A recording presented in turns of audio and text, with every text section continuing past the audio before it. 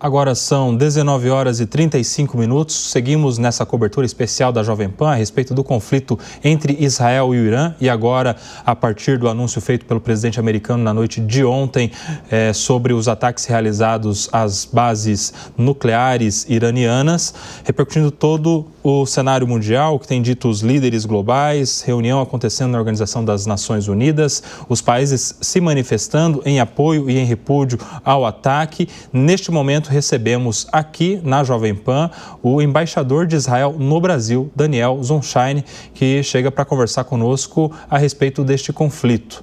Embaixador, boa noite, bem-vindo à Jovem Pan. Boa noite, obrigado. Embaixador, eu quero começar perguntando como o senhor avalia a resposta do governo brasileiro a partir de uma nota emitida hoje pelo Itamaraty sobre os ataques preventivos realizados pelos Estados Unidos às instalações nucleares iranianas. Acho que tem diferença, que também tem que fazer com o tipo de relações com o Irã.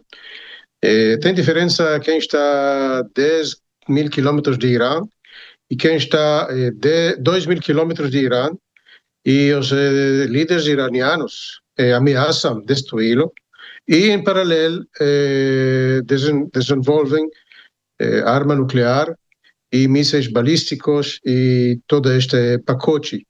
Então, Israel não podia aceitar esta combinação de ameaças e ações que os iranianos, o regime iraniano disse. Então, tivemos que atuar antes que o Irã teve uma bomba atômica.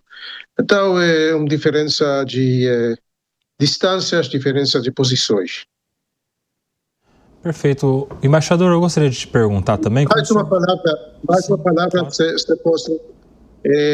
Foi mencionado lá o uso civil, o uso para ações pacíficas. Então, para uso pacífico, dá a enriquecer matéria urânio até 4%. Irã já obteve mais de 100 quilos de urânio do nível dos 60%. Dá para 9 a 10 bombas atômicas. Então, uso civil, uso pacífico, não é. E todo mundo sabe isso, incluindo Brasil e Itamaraty. Perfeito. Embaixador, eu quero te perguntar também como o senhor tem avaliado a resposta da comunidade internacional, dos países, dos líderes globais, em especial em relação ao que vimos há pouco acontecendo na Assembleia, na reunião convocada pela Organização das Nações Unidas. Acho que muitas pessoas, muitos líderes no mundo pensam como o líder de Alemanha, que disse que Israel fez o trabalho, Israel, neste caso também Estados Unidos, fizeram o trabalho para o mundo todo. Porque a ameaça de Irã não era uma coisa só sobre Israel, não é uma coisa só ameaça na área do Golfo, mas também Europa e fora disso. E o fato que, depois de anos de discussões, diálogos, negociações para controlar e para evitar a corrida de Irã para uma bomba atômica, então chegou o tempo que Israel fez a operação para parar deste projeto nuclear e o projeto de mísseis balísticos. E acho que algumas reações que ouvimos também aqui no Paraguai ou Argentina não são todos contra isso, pelo contrário, muitos países entendem a necessidade de Israel de se defender. E para nós, a coisa mais importante é fazer tudo o que precisa para defender, além de fato que nem todo mundo gosta disso ou tem também condenações. Embaixador, o senhor acredita que se o Brasil tivesse o embaixador brasileiro em Israel, onde já não há desde maio do ano passado, talvez o posicionamento do governo brasileiro poderia ter sido outro? Isso é uma pergunta que tem que passar para Itamaraty ou para a presidência. Perfeito. E quais são os próximos passos em relação à diplomacia, na relação com os países que têm se posicionado a favor ou contra as ações de Israel e agora dos Estados Unidos? Não, vimos esta tarde uma discussão na Conselho de Segurança. As ações entre Irã e Israel continuam. Israel tem um plano sistemático para atingir alvos militares, alvos do projeto nuclear, alvos do projeto de mísseis balísticos. E espero que mais rápido que possível podemos chegar para um diálogo verdadeiro, em contrário do diálogo negociações que estiveram antes, que Irã tentou mentir, tentou fazer tudo para evitar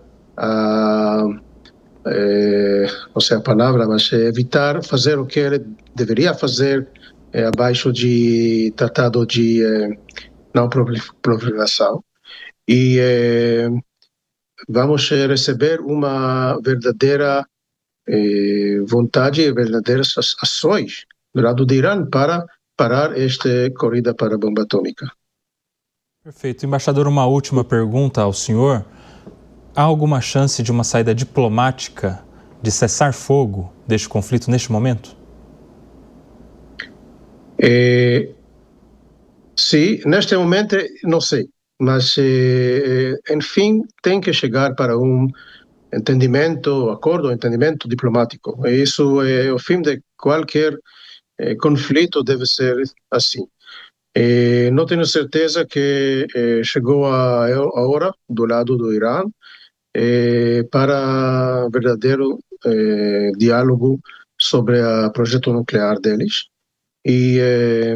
Mas com certeza a maneira de sair desse conflito é através discussões, entendimentos diplomáticos. Perfeito. Conversamos aqui com o embaixador de Israel no Brasil, Daniel Zonshine, que conversou conosco a respeito do posicionamento da Embaixada de Israel, a respeito das manifestações do Itamaraty, do posicionamento de líderes globais. Embaixador, um prazer te receber aqui. Se quiser falar algo para a gente encerrar essa nossa conversa, a palavra está aberta.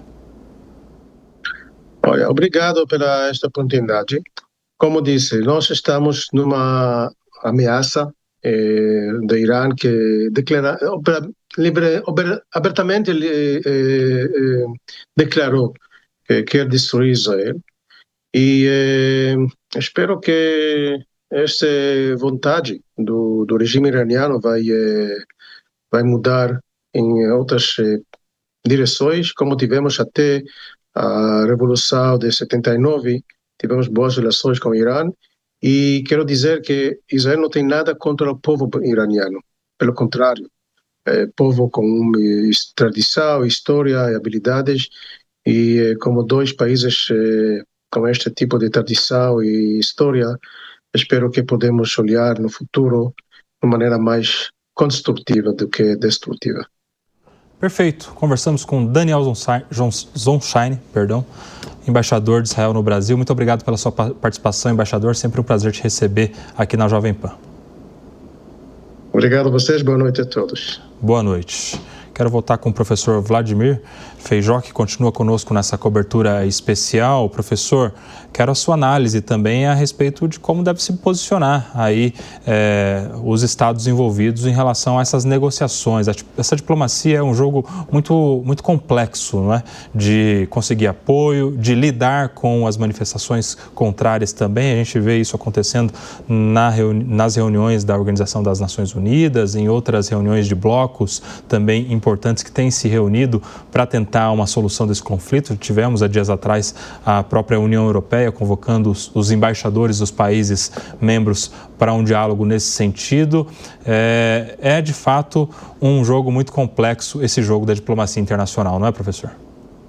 Exato, até por um conjunto de amarras e preservação de certos interesses que são caros para os países e que usam do estratagema de não demonstrá-los de cara, todas elas exatamente como instrumento da tentativa de negociação para abrir espaço para que o outro lado ceda e não entregar tudo de uma vez. Uma maior dificuldade que a gente tem enfrentado no mundo, vendo a diplomacia acontecendo, é o respeito ao próprio princípio da boa-fé. Os estados, pelo menos, enviarem representantes com poderes de firmar compromisso com aquele objetivo firmado naquele acordo, ou seja, se eles estão realmente comprometidos com a ideia. E nos últimos 4 meses, a maior dificuldade que se acrescentou a isso é a acusação de perfídia, de terem atração de membros da diplomacia para ali serem assassinados ou serem intimidados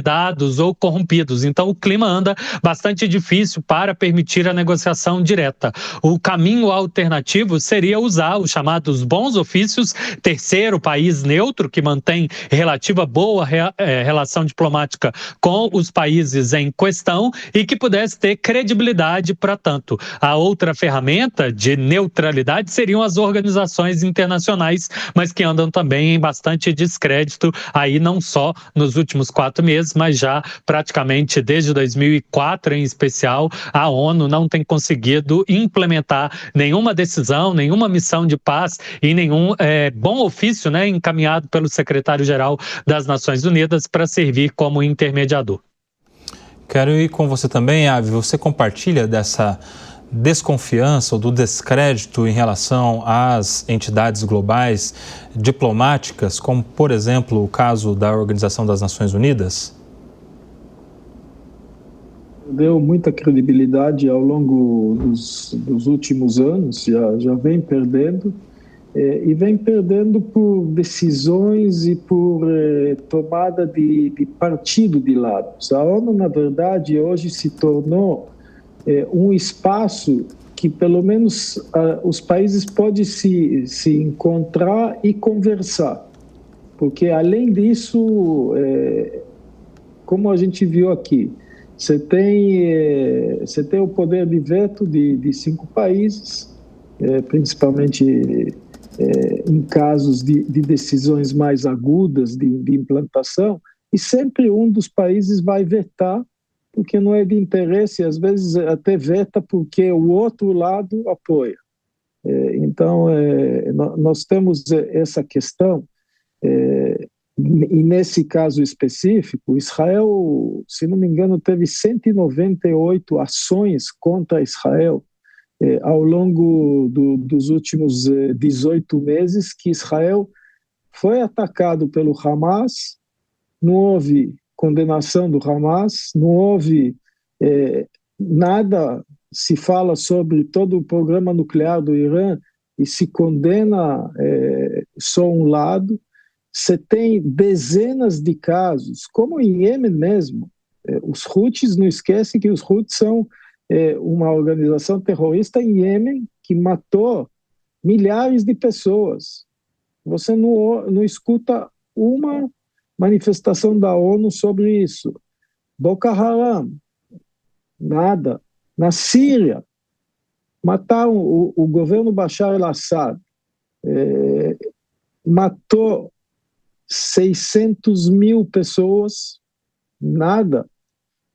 Tanto que a gente vê hoje a discussão da guerra já de anos entre a Rússia e a Ucrânia também. Então, a hora que se vê que a ONU só toma um lado, que organizações da ONU como a UNRWA, a organização que ia dos refugiados em Gaza, que todos nós, até Israel, apoiava, transferia dinheiro para eles, para ajudar, para fazer, se tornou colaboradores do Hamas. Então, perde credibilidade. Você, com certeza, tem lados que não acreditam mais que algo que sai dali é uma coisa séria, uma vez que você tem o secretário-geral da ONU tomando partidos claramente. Então, você, na verdade, divulga ou advoga, na verdade, para um lado, e não é o papel que foi designado a essas organizações, um papel de trazer os lados e tentar apaziguar. A ONU não tinha que tomar um lado, a ONU tinha que tentar fazer o papel do mediador. E perdeu isso porque ela está se perdendo para um lado ou para o outro, e em algum caso o outro que ela escolhe. Então, virou, na verdade, tem ainda um papel fundamental do encontro. Apesar das trocas de farpas, apesar das trocas de palavras mais agudas quando tem essas sessões, nos corredores, assessores, as pessoas se falam lá e às vezes sai coisa boa nas conversas. Então, hoje serve mais nesse papel de encontro nas Nações Unidas, infelizmente. Perfeito.